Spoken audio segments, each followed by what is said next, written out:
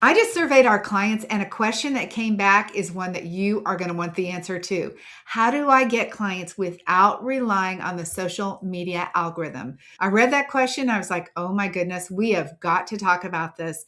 So I'm going to get into the 5 ways that you can get clients without the algorithm. Because here's what I want to say up front. Let's forget about the algorithm. And I know that's not what you want to hear. We're going to talk about it in detail. But here's what I want you to know. We don't have to worry about it. We don't have to beat it.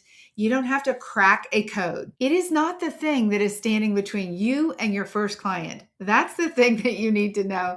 Hey, I'm Debbie Shadid. I'm here to be honest with you and straight with you right now. I have built a business with over $10 million in sales with a very small following, no complicated funnels. I want to share with you exactly how I've done that today. And this is one of the ways that I do it. So if you are not subscribed, hit the button and subscribe. And I want to share with you what you do to get clients without relying on the social media algorithm. Those 5 points that I'm going to share with you, they are going to be good. And I have to tell you right now, stay with me to the end because the 5th one is going to be the easiest way to get clients and it's going to surprise you. So let's start with what the algorithm actually is. And this would be on all social media platforms. We hear about this. I think we throw that word around and half the people are really not sure what it means. And some people have one idea and some people have another idea. An algorithm is just simply a system for sorting things. That's it. It is a set of rules that a platform uses to decide who is going to see something. There is no person involved, which is why none of us know really what it's all about. There's nobody that is judging your content. It is really just a machine that is doing its job. It's saying, show this one to this person because we think they're going to be interested in that. So it doesn't care what you are putting out and how much effort you've put into it. So we can't take it personally. And also what we should know is we cannot control it. There really is no way to crack the code because as soon as you crack the code, something is going to change. So not one person, I don't know anyone in fact, can tell you exactly how it works. Because like I said, it is changing all the time. Even the people that work for the companies, they actually can't give you a straight answer either, which is crazy. What I want to talk to you about is what you can do to get clients. So the distinction really is this, and I want you to hear this. There is a difference besides using social media and depending on it. Using it is fine. I use it. I'm on YouTube. I'm on TikTok. I write on Substack. Those are all great places to be. And I have to tell you, every client that I've had comes from social media. And I know you might be like, that can't be true. I mean, let's say there's a handful of clients who haven't, but literally everybody, because you either find me on YouTube, on TikTok, on Instagram, on Facebook, on Substack. That's it. So anybody that you know, chances are is going to find you there unless you take some of the steps I'm going to tell you about today and utilize those to grow your business faster. I meet women all the time. They post, they wait, they check the views. They feel bad, they post again, or else they just stop. Is that you? That's actually not a marketing plan. That is your mood doing its job. That is you not staying consistent. It's you being affected by the results that you are seeing right then instead of the compounded results. We talk about that a lot. Most coaches are treating their content as their entire marketing strategy, like social media is it. And I hear this all the time, like, what are you doing to get coaching clients? They're like, well, I'm on Instagram. That one piece is not it. That could be part of the piece, but it's not going to be it. Let me give you some context on why that is. There's some research out by Google. In 2026, Google did this study, and this is going to help you understand why a quick social media post is not the answer to getting a client. It is part of the answer. They did a study, and it's called the 7-11-4 study. 7 hours of engagement people need to have with you. That means they need to watch you. It's not a 30-second video. And by the way, on social media, they're watching the first couple of seconds as they scroll by. So can you imagine getting 7 hours of social media content viewed by one person? I don't know anyone that I've watched 7 hours of content from. There's people that I've definitely watched a lot of Instagram or TikTok from, but 7 hours, that's a lot. 11 different touch points. This is again what Google said. 4 separate locations. not just Instagram or not just Facebook, but 4 different places. So 7 hours of content, 11 different touch points, and 4 different places before they will trust you enough to buy from you. I'll tell you, when I saw that number, I was like, okay, that is legitimate to me, because what happens is, and you probably are doing this right now, people will come to YouTube, they find me, and they binge. I do the same thing, right? You start on one thing and you keep watching and watching and watching. That's how you get 7 hours of content with somebody. So, how long would it take somebody to engage with you and learn from you on Instagram, right? Or on Facebook? This is why the algorithm doesn't matter as much as you think. You could post every single day for an entire year and never get 7 hours. So even if the algorithm loved you and you did all that posting in a year, it's not going to show that post to every single person. It's just not. That is not the way that it works. Posting alone is never going to get you there. And that is not an algorithm problem. That is a strategy problem.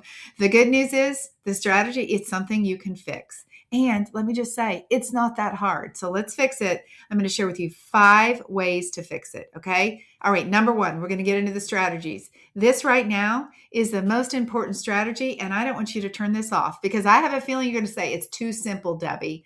But I am talking about having real conversations with people every single week.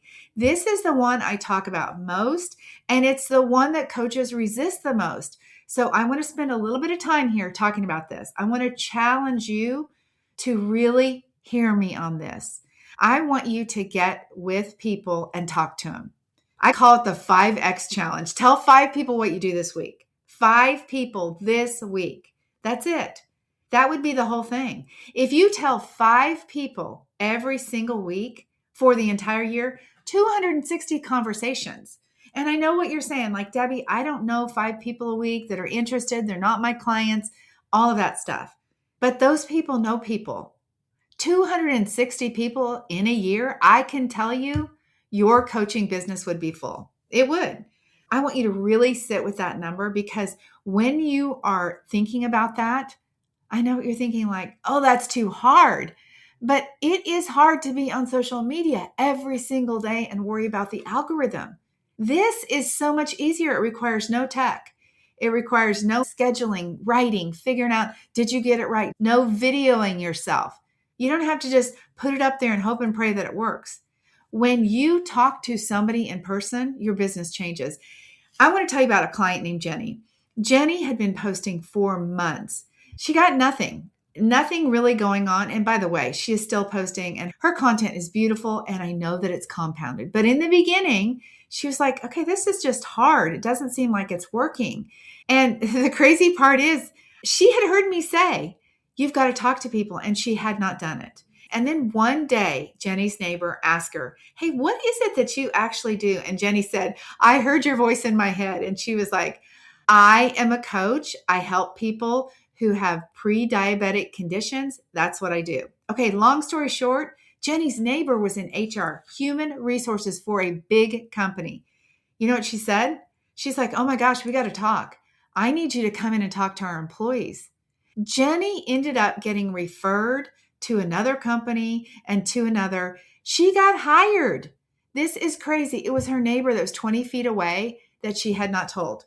How many times is that the case for you? I'm sure that Jenny thought, oh, what am I going to do? Talk to my neighbor in the hallway? But here's the deal. Jenny's neighbor worked for a company and they wanted to hire her. So Jenny had done something that we all are guilty of doing. She had prejudged her neighbor. She's like, I don't want to tell her what I do, because also Jenny works full time and her coaching business is her side hustle. So it's like, oh, we just pass and say hi. How guilty are you of doing that same thing? Right? You just don't tell people what you do. But there she was. She told her what she did. And who would have known that this lady worked in HR and that they brought people in to work with their employees? That is crazy, but that's how it happens every time. So are you the best kept secret in your neighborhood? Have you been posting and wondering why nothing's working, and yet you're not telling anybody what you do? Does your dentist, your hairdresser, the women you go to church with, at the gym, the book club, any of those places, do they really know what you do? Have you really taken the time to tell them, I'm going to leave a link for Jenny in the show notes. Jenny helps people very clearly with pre-diabetic conditions. It's a very specific niche. And if that was not you, but Jenny had told you, and your friend was just diagnosed as pre-diabetic, what would you do? You'd be like, "Oh, I know this person. Her name's Jenny Pinna, and she helps people with this one thing." This is why you've got to tell people what you're doing.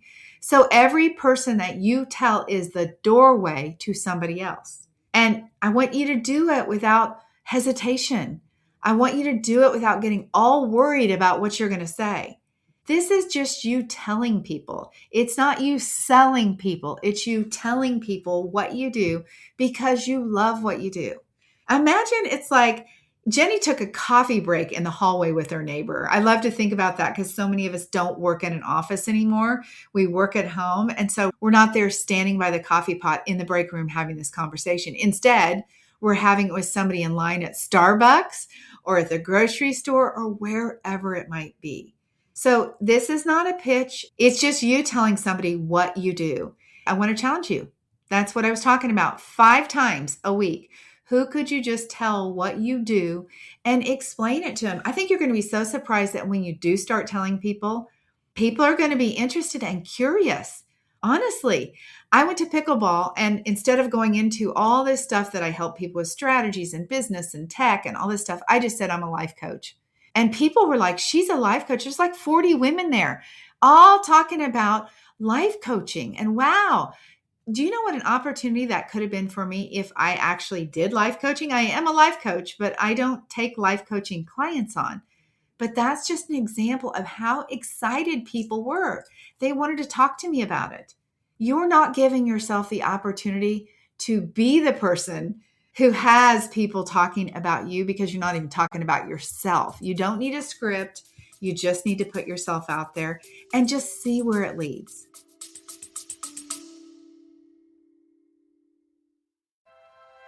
Hey coaches, it's Debbie Shadid here. I've got something very special for you. If you're trying to figure out how to get coaching clients on your own and you're wondering what to post, how to explain what you do, or how to actually sell your coaching, this is for you. I'm inviting you to join me for a live edition of the Fast Track and VIP coaching experiences. This is your chance to stop spinning in indecision and finally take those actions that are needed to build a profitable coaching business. You'll get the answers, the guidance, the support you're looking for, plus real-time feedback on your niche, your offers, and your marketing. Spots are very limited and enrollment closes soon. Let's connect. DebbieShadid.com/schedule to claim your spot and to talk about your options. Let's get you clients faster and easier than you ever imagined. You don't even have to invite them to a free coaching call, okay? You could just have a conversation with people. 5 people a week. It starts this week. All right, strategy number 2, speaking and workshops. One talk, I'm going to tell you what, one talk will change your entire business. One single talk could be equal to 3 months of posting. And I have to say it again, there's no algorithm involved.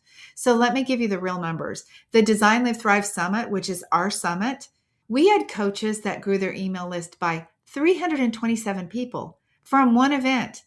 We had people who booked 40 calls from one speaking event. We had somebody who sold $10,000 after never selling anything. That's what happens when you speak, and you don't need a room that is packed full of people. I've built my entire business on a very small following, and you can do the same. So that can happen in one day. 30 people could opt in that heard you speak that are warm because they heard you explain what you're doing. This is part of the 7-11-4 strategy. So now you know why this works so well. Imagine this. They spend time with you. They get to know you. You get to have their attention, build that know, like, and trust, answer follow-up questions, give them a gift at the end, grow your email list, and voila, you have calls booked. When you speak and stand in front of an audience, you build credibility. You become the expert. And you know what else happens? They talk about you. You have opportunities to gather clips from that and photos. It's actually content that you can use on other platforms as well. So I would love for you to consider speaking at the Design Live Thrive Summit, but also to speak at any other summit or just locally at a yoga studio or partner with a friend or collaborate with another coach and you guys talk on YouTube. No kidding. It can be that simple. All right, that's number 2. You're going to speak or do workshops. That's number 2 of number 5. Number 5, I promise you, is going to be the easiest and best one. Strategy number 3 is to search instead of scroll. This is YouTube. This is a blog. This is Substack. And here's why it is different. There's an intent. When somebody is scrolling and stumbles on you, they weren't looking for you. They were killing time. They were waiting in a waiting room in a doctor's office. Somebody searched by typing a problem into a box. This is what happens on YouTube. Okay. That's why I said this is YouTube. This is a blog. This is Substack. Somebody types in what their problem is. They're not just scrolling and you come up. You only come up if you've been putting out content there. That is how you become the person who now has authority. They searched and your name came up. You become the most qualified person to talk to them because your name just came up, okay? They already know that you understand the problem because your name came up in the search. They are looking for a solution and you raised your hand without ever being there. So I know what you might be thinking. Okay, Debbie, YouTube has an algorithm too. And you're right, so does Substack. So does a blog, so does Google, everything does. But the difference here is social media posts have a lifespan that is very short. And I know how hard you work putting together a post, you publish it, and then tomorrow it's over, right? Unless they go to your actual profile and look at your posts, they're not probably going to see that same post again. YouTube, you can put a video up and 3 years later, people are still looking at it. I have a video that is probably 3 years old. That's one of my most viewed videos today, and it never gets old. It's a topic that people are really intrigued by. It sits there and it keeps working. It works around the clock while people are searching for it. So that becomes a real asset. So think about 15 minutes on video. That's 15 minutes of somebody really getting to know you, learning from you. And what happens after that? They stay and they watch more. That's typically the pattern that happens. When I get on a call with a woman who's found me on YouTube, it's like we've already met. They know my stories. They know my dogs that are going to be in the background barking. They're down here in their bed, right? They know that I am with my grandkids a lot. They get on the call and they trust me already. They know that I'm a no-nonsense person that's like, look, you got to put some work into this, right? Here's how you're going to build your business. Building your business for the lifetime, let me tell you, it's so worth it. And the women that get on the call with me, they already know that. It's like, I don't have to explain anything. They possibly even know about my programs because they've listened to something like that. So I really want to encourage you. I'm going to link below the complete beginner's guide to YouTube for coaches. This is something we put together, and there's also a playlist that I'm going to link there. It is a how-to series for coaches. It's very simple of how to get started on YouTube, and that beginner's guide is a really great complement to that playlist. So go watch the series and then listen. Let's get your 7 hours in, okay? 7 hours of content so people can begin to really trust you. All right, strategy number 4 is your email list. This is the only audience that you actually own, and it doesn't matter how challenging email might be, like writing the email, learning the tech. It's not that hard, you guys. It feels challenging because you've never done it, and then making sure that you get your emails opened. But in the end, email marketing is the path to clients. It really is. It is the one way that you're going to reach somebody to get their consultation link to them, right? To follow up after a workshop, to get the Zoom link to the workshop. We email market every single solitary day. It's the only thing that I have more control over. And I'm not going to say I have complete control over it because once the email goes out from your system, there's a little algorithm going on too, like which is going to go to what place. Now, that's not what they call it, but you guys know that because sometimes your emails end up in promo folders. Sometimes they end up in the inbox. So there's some sorting that is going on there as well. But just know that you want to be growing an email list. When somebody gives you their email, they're committed. They've said, look, I'm interested in you. Here's my email, and I want to invite you to stay in contact with me. You're not bugging people by emailing them. You are really doing what they have requested, which is give me more information. When I started working with coaches, I went from 0 to 100 email addresses and I made $100,000. Now, I'm not saying you're going to do the same thing, but I'm telling you what, email marketing is of high value. So I really want to encourage you to be growing your email list and then staying engaged with them. So when you send an email to somebody that's already interested, guess what? They engage with it. So build a list, talk to your list, and then sell to your list. All right, strategy number 5. I know I told you to wait for this one. It is so much simpler than you think, and it is referrals. If you do not tell people what you do, and I know we've already talked about that, talk to those 5 people this week. But the second part of that strategy is you have to ask people to refer you. That's the second part of the strategy. Yes, go meet people, tell them what you do, have conversations with them. But then you need to take the next step and say, would you please refer me to anyone you know that happens to be pre-diabetic? Would you please refer me to other HR professionals? This is what happened for Jenny, right? She got a referral from one HR person to another one. So you have to ask for referrals. When you send out your email and you tell people, hey, I just started a coaching business, here's what it's all about, you have to say, please reply back. Tell me who you know that could use my help. Who should I connect with? Or please forward this on to a friend. Every time I talk to a coach that is new in my world, I'll say, hey, is there anybody you can refer me to? Yeah, that's so easy. That's all you have to do. Your past clients can be great referral sources for you. The women that you have coached for free could refer you. That is how I went from 0 to 100 email addresses and made $100,000. I coached somebody for free, and then I said, who do you know that also needs help that I could give another free coaching call to? And then I got their email address. I connected with them. I coached them, and I went on and on and on. And those people wanted to buy coaching from me. After I had coached them for free, they wanted to buy. So there are people in your world that you've never even asked to refer you. Other coaches can also refer you. I know we have this idea that other coaches are competition, and I'm just telling you what, they're not. Other coaches are collaborators.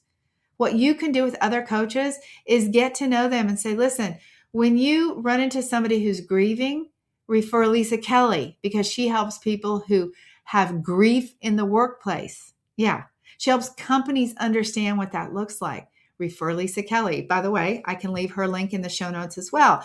That is how it works. Lisa and Jenny could collaborate together and probably have, and they can get in front of each other's audiences because there's no overlap. I could have a workshop with another coach. There's no overlap. People are either drawn to me or they're drawn to another business coach. It is that simple. So make sure you are talking to former colleagues, former friends, anybody that you know. This is the fastest way to get a client. When somebody refers you, when I get on a call and I say, hey, Thais referred me to Beth. You know what happens? Beth is like, oh, okay. And maybe she's even checked with Thais to say, well, what is it, Thais, that you think about Debbie? That's how referrals work. So you don't need 7 hours of time with somebody when they've had a referral, because a referral basically steps above all of that and really sets you up for success. So you don't have to do any convincing, okay? You just meet people, ask for a referral. So here's the homework. Again, I made that recommendation to you, the 5 people that you're going to meet every single week. And the second part of that is you meet them, you get to know them, and you say, can you refer me? That's the second part. So you can tell people, look, I'm taking on new clients, or I have an opening, one opening for a new client. I thought about you. Who could you refer me to? That's it. That's the whole message. Most coaches will spend months trying to grow a following on social media, and they're never going to tell 10 people what they do in person. I'm going to challenge you. Let's make that different for you, okay? Don't be that coach who never gets their business growing because they're not telling people what they do. So let me pull this together. The algorithm is not the problem. The algorithm is going to be there no matter what. Some people can beat it sometimes, okay? Some people can beat it sometimes. But trying to get it beat every single time, it just doesn't work.